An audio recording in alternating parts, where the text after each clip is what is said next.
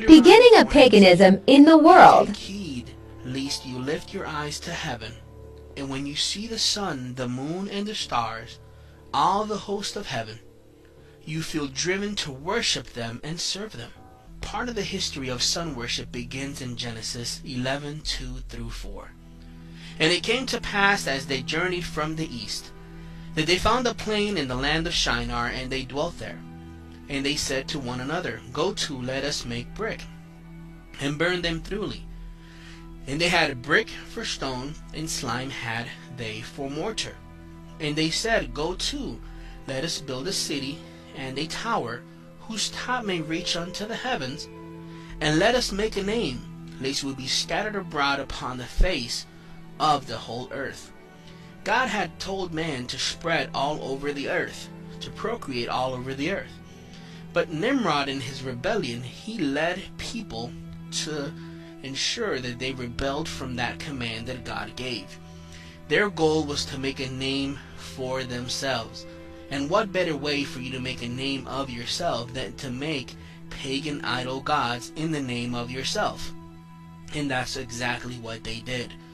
Nimrod, if you read in Genesis 10:8 through 10, you can see that Nimrod was the son of Cush. Okay, and he was a mighty hunter on this earth. Okay, he was a mighty hunter of men. He was a mighty hunter of animals. He was a mighty hunter of anything that came against the plans that he had, which was total rebellion against Yahweh. But Nimrod brought forth teachings of mystery religions.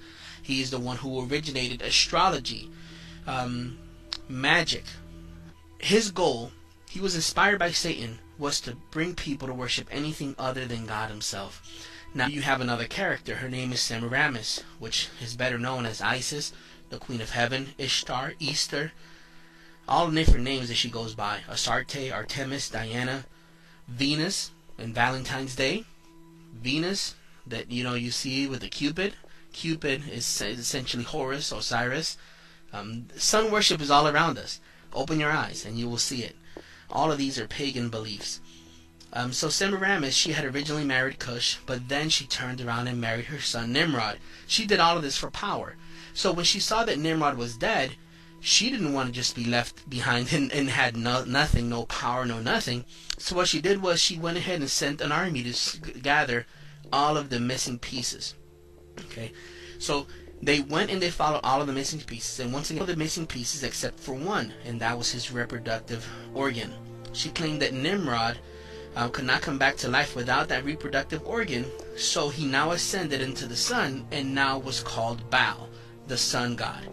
So immediately people started looking up at the sun, and when they looked at the sun, they said, wait a second, that's where he's now. That's where our God is, Baal, the sun god. And that's what they started worshiping from that point across on forward.